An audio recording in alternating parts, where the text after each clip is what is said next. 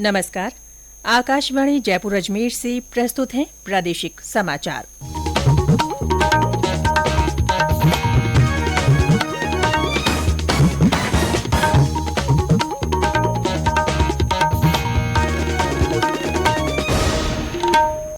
मुख्य समाचार।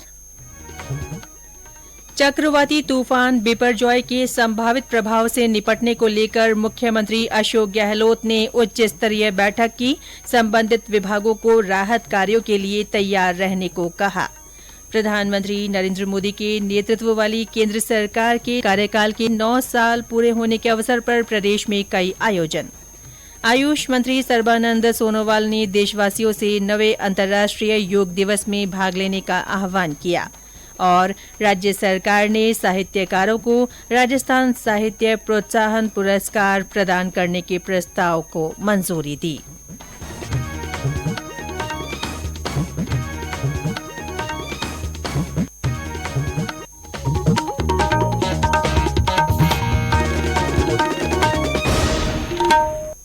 समाचारों के साथ मैं रितिका गुप्ता। और अब समाचार विस्तार से।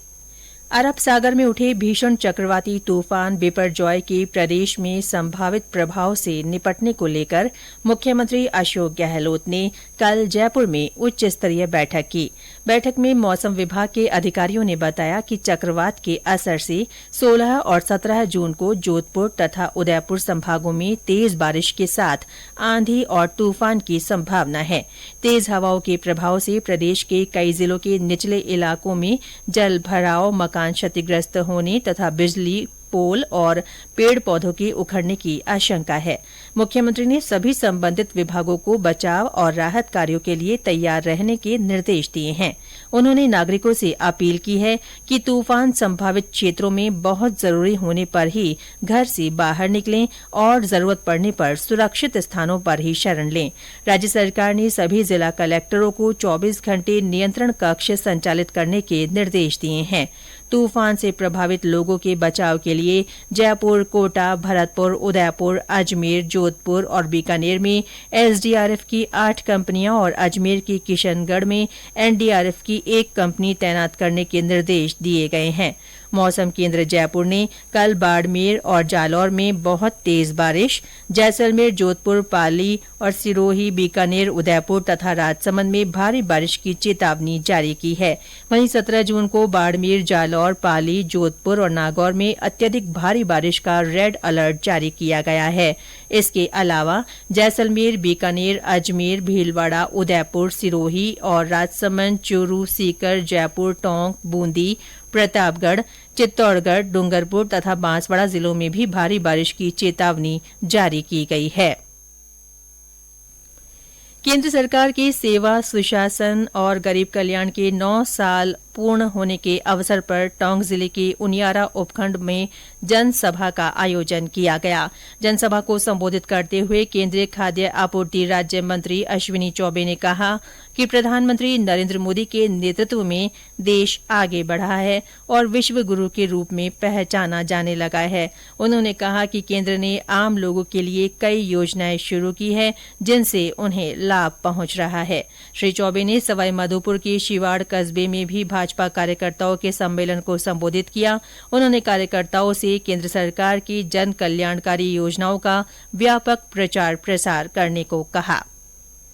राज्यसभा सांसद राजेंद्र गहलोत ने कहा है कि प्रदेश के युवा और किसान कांग्रेस के शासनकाल में परेशान हैं।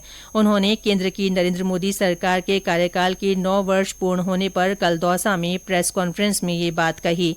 इस अवसर पर उन्होंने केंद्र सरकार की उपलब्धियों की भी जानकारी दी।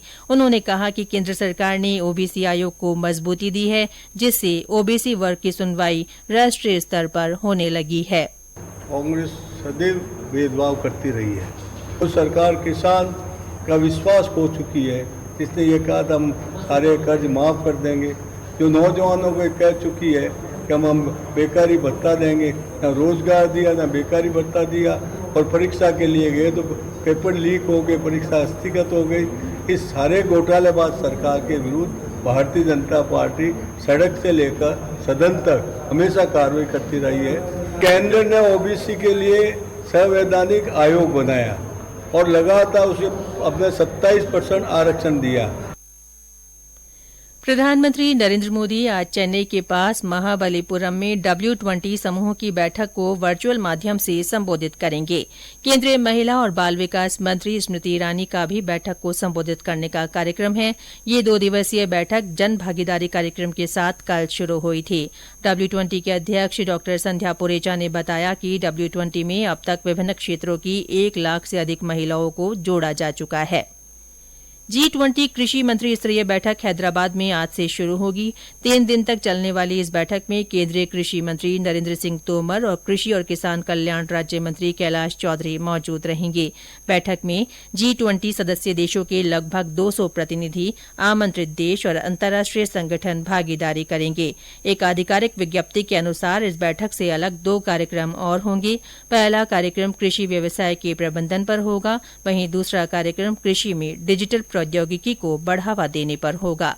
ये समाचार आकाशवाणी जयपुर अजमेर से प्रसारित किए जा रहे हैं। आयुष मंत्री सर्बानंद सोनोवाल ने देशवासियों का आह्वान किया है कि वे इस महीने की 21 तारीख को 9वें अंतर्राष्ट्रीय योग दिवस में भाग लें। उन्होंने कहा कि योग विश्व के लिए बहुमूल्य उपहार है, जिससे जीवन संतुलित रहता है। श्री सोनोवाल ने कहा कि विश्व भर में योग को स्वीकार करना देश के लिए गौरव की बात है, क्योंकि ये भारतीय संस्कृति और अध्यात्म की अभिनव विरासत है। उन्होंने बताया कि योग के विस्तार और महत्व को ध्यान में रखते हुए सरकार ने पर्यटन और ई-पर्यटन वीजा में अल्पावधि की योग गतिविधियों को भी शामिल किया है।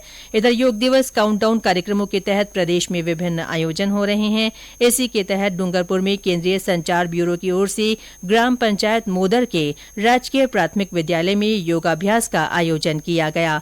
इस अवसर पर योग प्रशिक्षकों ने उपस्थित लोगों को विभिन्न आसन और प्राणायाम कराए। कार्यक्रम में योग पर आधारित प्रतियोगिता का आयोजन हुआ और विजेताओं को पुरस्कृत किया गया। केंद्र सरकार ने राज्य सरकारों से तुअर और उड़द दालों की कीमतों पर लगातार नजर रखने को कहा है। भंडारण की स्थिति प्रमाणित करने और भंडारण सीमा आदेश का उल्लंघन करने वालों के खिलाफ सख्त कार्रवाई करने का भी निर्देश दिया गया है। इस संबंध में उपभोक्ता मामले विभाग की अपर सचिव निधि खरे ने कल राज्यों के खाद्य और नागरिक आपूर्ति विभागों, केंद्रीय भंडारण निगम और राज्य भंडारण निगमों के साथ एक बैठक की। उपभोक्ता मामलों के विभाग ने इस महीने की 2 तारीख को तुअर और उड़द की दालों की जमाखोरी को रोकने के लिए भंडारण सीमा निर्धारित कर दी थी। आदेश के तहत सभी राज्यों और केंद्र शासित प्रदेशों के लिए तुअर और उड़द के लिए इस साल 31 अक्टूबर तक भंडारण सीमा निर्धारित की गई है। अग्निवीरों की भर्ती के लिए आज से अजमेर की कायड़ विश्राम स्थली में भर्ती रैली शुरू हुई। ये रैली 23 जून तक चलेगी। इसमें 8,540 युवा शामिल हो रहे हैं। पहले दिन 850 अभ्यर्थी भाग ले रहे हैं। सेना भर्ती कार्यालय जोधपुर के कर्नल दीपांकर बसु ने बताया कि सेना की ओर से आयोजित कॉमन एंट्रेंस टेस्ट में सफल युवाओं को इस शारीरिक दक्षता रैली में भाग लेने का अवसर दिया गया है। इसमें जोधपुर, जैसलमेर, बाड़मेर, जालौर, नागौर और सिरोही जिलों के अभ्यर्थी शामिल हो रहे हैं। राज्य सरकार अब साहित्यकारों को राजस्थान साहित्य प्रोत्साहन पुरस्कार प्रदान करेगी। मुख्यमंत्री अशोक गहलोत ने इस संबंध में प्रक्रिया, मार्गदर्शिका और चयन समिति से संबंधित प्रस्ताव को मंजूरी दे दी है। पद्य श्रेणी में कन्हैया लाल सेठिया साहित्य पुरस्कार, लोक साहित्य और कला श्रेणी में कोमल कोठारी लोक साहित्य पुरस्कार, भाषा तथा अनुसंधान श्रेणी में डॉक्टर सीताराम लालस पुरस्कार तथा गद्य श्रेणी में विजयदान देथा पुरस्कार दिए जाएंगे। राजस्थान साहित्य अकादमी उदयपुर को इन पुरस्कारों के लिए नोडल एजेंसी बनाया गया है। पुरस्कार में 11-11 लाख रुपए नकद राशि, प्रशस्ति पत्र और शॉल प्रदान कर सम्मानित किया जाएगा। ये पुरस्कार मरणोपरांत भी दिए जा सकेंगे।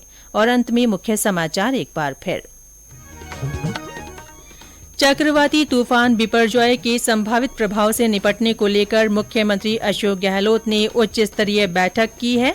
उन्होंने संबंधित विभागों को राहत कार्यों के लिए तैयार रहने के निर्देश दिए हैं।